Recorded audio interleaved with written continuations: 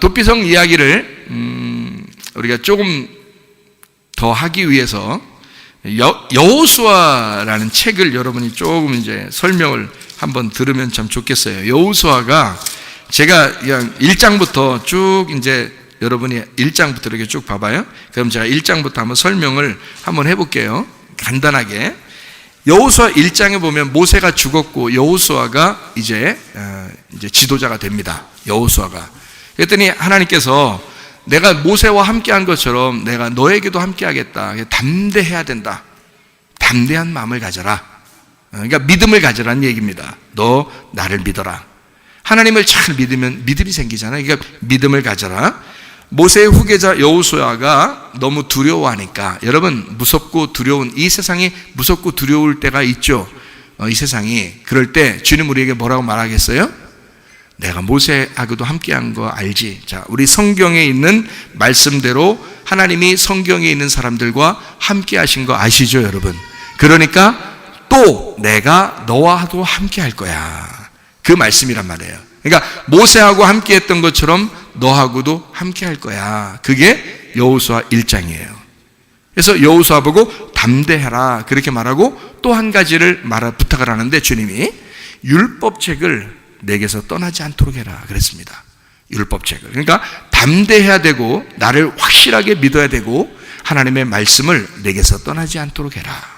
이렇게 1장에 말씀하시는 거거든요. 그 다음에 2장을 보면 2장에 여리고성이 큰 성이니까 이제 요단강을 건너서 큰 성인데 첫 번째 가나안 땅의 첫 번째 요단강 건넌 큰 성이에요. 여리고성이. 그 여리고성에 정탐꾼 2명을 보냅니다. 왜 정탐꾼 2명을 보내냐면 둘이 증인이니까 그런 거예요. 둘씩 보낸다는 것은 증인을 말하는 거예요. 성경이 다 어떻게 돼 있다고요? 2개로 돼 있다고요. 그래서 뭐가 복음이라고요? 고린도전서 15장 1절부터 4절에 보면 복음은 십자가와 부활, 이것이 복음이라는 겁니다. 그래서 증인 둘이 있죠. 이 증인 둘은 하나예요. 그러니까 2명이라고 하니까 2명 보냈는가 보다. 그래서 우리도 전도할 땐 2명씩 보내야지. 그런 말이 아니라 2개의 말씀으로 되어 있다. 이 말씀들은. 그래서 둘이 하나란 말이에요. 그래서 이 증인들, 복음 전도자 2명이죠. 십자가와 부활을 전하는 자들, 이 복음 증거자가 갔어요. 그 중에 그 2명 중에 한 명이 라합의 남편이 됩니다.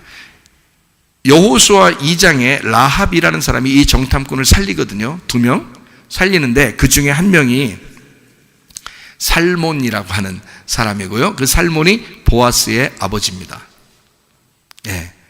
그게 라합, 그 남편이 되는 거죠. 그러니까 이 정탐꾼 2명 중에 한 명이 이제 거기 라합 집에 갔다가 이제 돌아오게 되잖아요. 라합이 자꾸 생각나는 거예요.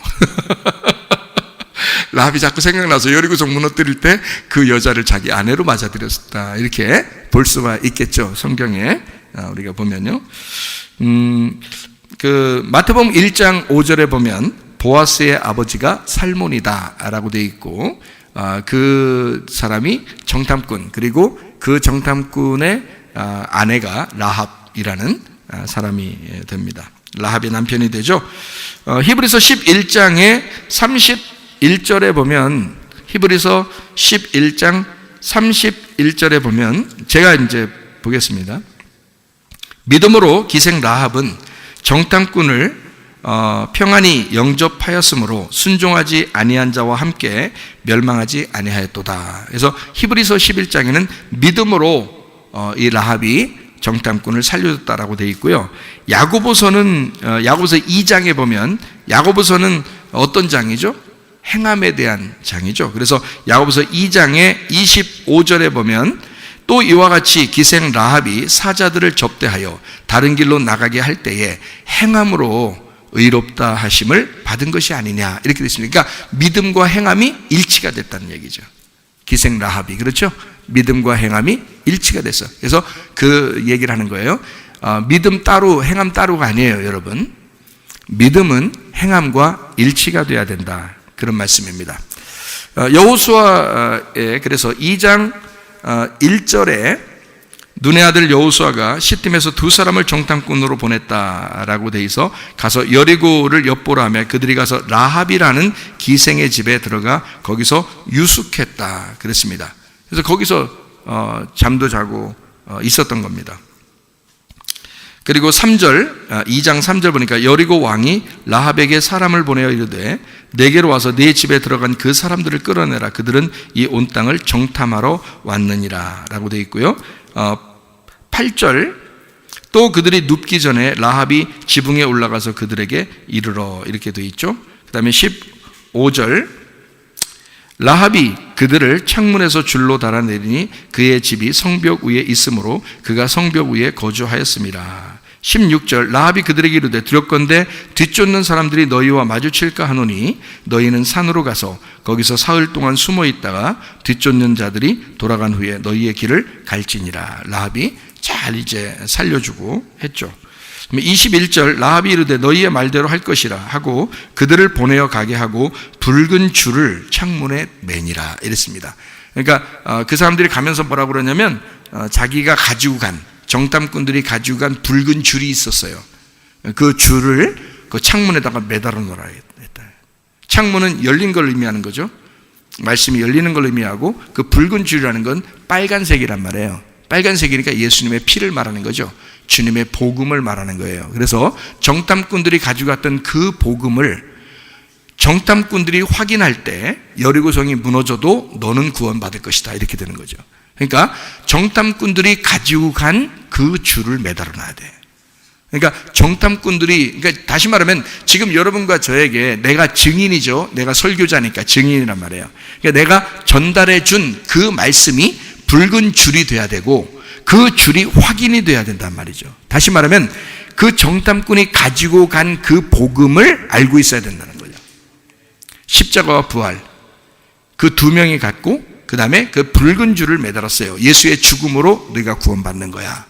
너를 구원하는 것은 여리고성을 무너뜨릴 때 네가 구원받는 것은 너를 살리려면 예수 그리스도의 피가 있어야 돼 해서 붉은 줄을 매달아 놔라 그렇게 이야기한 거거든요. 그게 여호수아 2장입니다.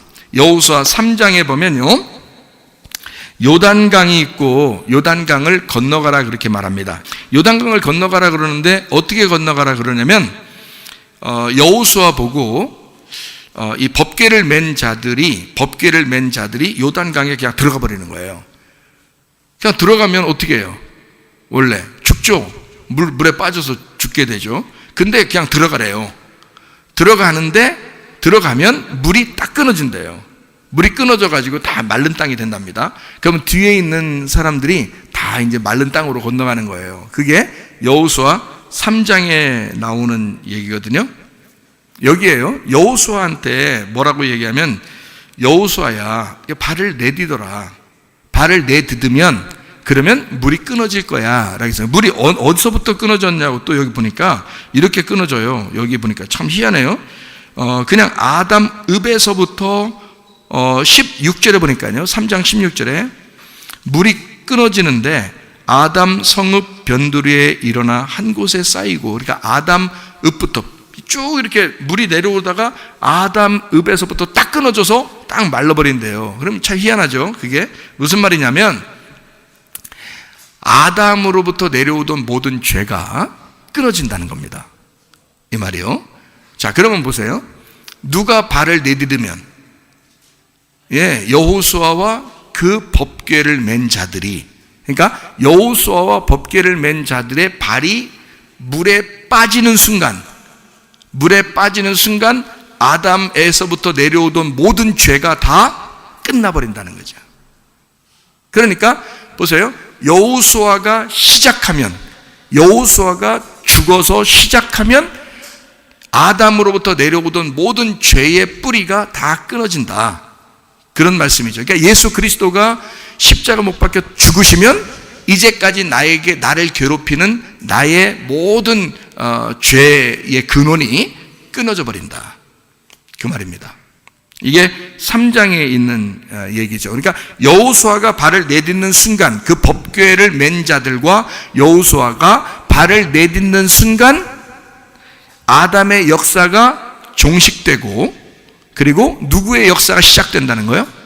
예수 그리스도 여호수아의 역사가 시작되는 거예요. 그러니까 이 전까지는 모세가 예전에 그 광야에서 지도자였죠. 이제 여호수아에게 지도권이 넘어오려면 요단강에서부터 물이 끊어져 여호수아가 자기의 역사를 시작해야 되는 거죠. 그래서 예수님의 역사, 다시 말하면 이제까지의 모든 죄가 끊어지는 그 자리에 여호수아가 발을 내딛는 순간 여호수아의 역사가 시작된다는 거죠. 그러니까 여러분에게 예수 그리스도의 십자가가 여러분 안에 들어왔을 때, 그 복음이 들어올 때 여러분의 역사는 다 끊어집니다. 그리고 예수 그리스도의 역사가 여러분 속에서 시작된다, 그 말입니다. 무슨 말인지 아시겠죠? 그게 3장에 있는 얘기고요. 예수님이 침례를 받으시고 하늘문이 열렸다, 마태복음 3장에 있는 내용과 같은 여호수아 3장의 내용입니다. 여호수아 4장에 보면 12돌이 있는데 12개의 돌, 그게 12지파를 말합니다. 여호수아 4장에 보면요, 그게 굴러갔다라는 의미를 가진 길갈에서 12돌을 갖다가 거기 물속에다 집어넣고 12개의 돌을 또 거기서 꺼내라 그랬거든요. 그러니까 12지파는 죽고 12제자는 사는 거다.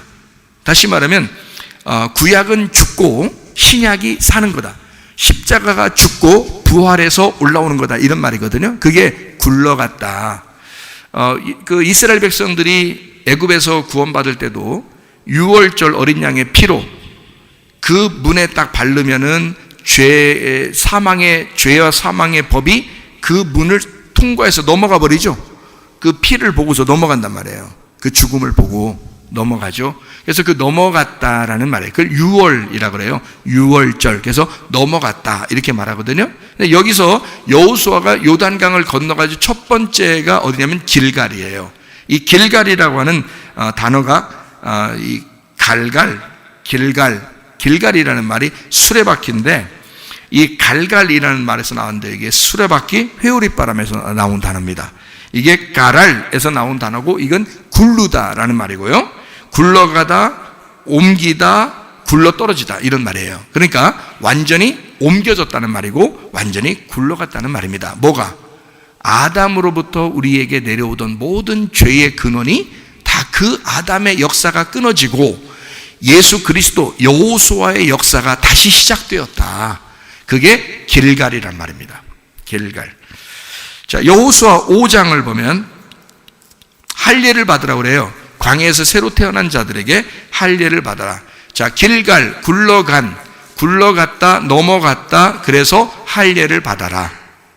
할례를 그러니까 뭐예요? 죄가 넘어간 거죠. 죄가 옮겨진 거죠. 없어졌다, 끊어졌다, 아담의 역사가 끊어졌다, 이게 뭐예요? 할례. 그래서 할례를 받아야 된다. 이제까지 애굽 광야를 지나 가나안 땅에 들어간 우리 하나님의 백성들은 이제까지의 모든 육체의 근원을 끊어 너의 인간의 역사를 끊어내고 하나님의 역사가 시작되도록 해라. 그게 5장, 여호수아 5장의 내용입니다. 아주 간단하게 제가 설명을 지금 하고 있는 중이에요. 그 다음에 여호수아 6장입니다. 여호수아 6장에 보면 여리고성이 드디어 무너지게 되죠. 여리고성은 어떤 성과 같은 거라고 했어요? 나의 육체의 성과 같은 거라 그랬어요. 나의 육체의 성. 이것이 가나안 땅에 들어갔다고 해서 없어진 게 아니라, 가나안 땅 들어가면 여리고성 같은 게 없고 뭐 이런 게 아니에요. 계속 있어요. 여러분이 구원받고 회개하고 예수를 믿어도 계속 우리의 육체는 계속 우리를 따라다닙니다.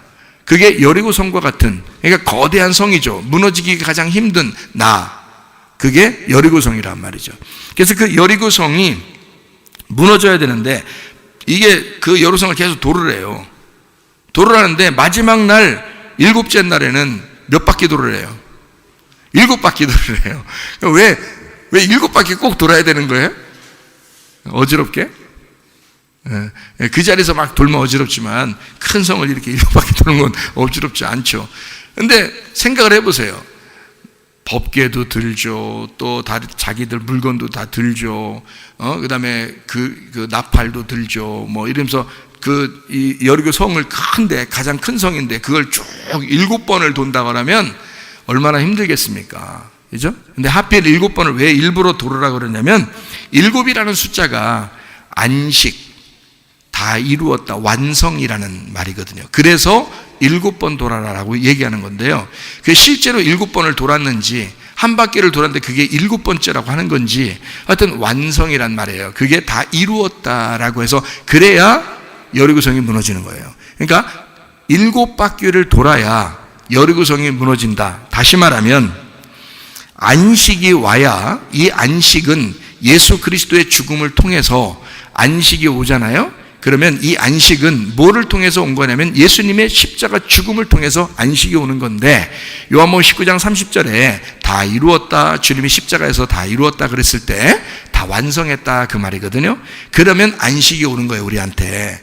창세기 1장에서 창조가 다 끝나죠. 그러면 2장 1절 2절에 뭐라고 해요? 하나님이 안식하셨다 이렇게 돼요. 이 창조가 다 끝나니까 내가 안식한다 이렇게 하잖아요. 그것을 십자가에서 예수님이 죽으시고 그 다음에 안식하노라 이러잖아요. 이게 다 이루었다, 빚을 다 갚았다, 안식했다. 그래서 모든 죄가 다 끊어졌다. 이제는 7번째 완성, 안식의 완성이 오도록 하겠다. 그래서 7바퀴를 일부러 돌으라고 그러는 거예요. 이게 안식을 그냥 오는 게 아니라 다 완성해야지 오는 거니까. 다 완성하신 예수님을 통해서 네가 안식해야 돼. 그래서 여리고성이 무너지는 것은 예수의 죽음이 거기에 들어와야 되는 거야. 그러면 여호수아의 부활의 역사가 시작되는 거야. 그 여리고성. 그러니까 나라는 여리고성을 무너뜨리고 내 속에 그리스도의 완성이 들어오면 나를 예수님이 장악하시고 나를 부활의 예수님이 나와 함께 동행하시고 살아가신다. 그런 말씀이 되는 겁니다.